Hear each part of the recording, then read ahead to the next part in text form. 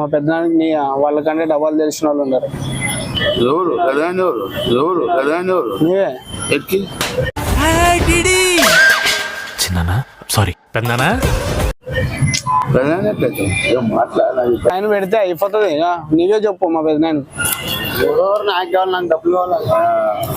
మా పెద్దనాయన సైన్ పెడితే అయిపోతుంది. రేపు కడతాను ఇక. నమ్మించినప్పుడు నమ్మి అదే మా పెద్దనాయన నమ్ముకున్నాడు నన్నే, కొడుకున నమ్ముడు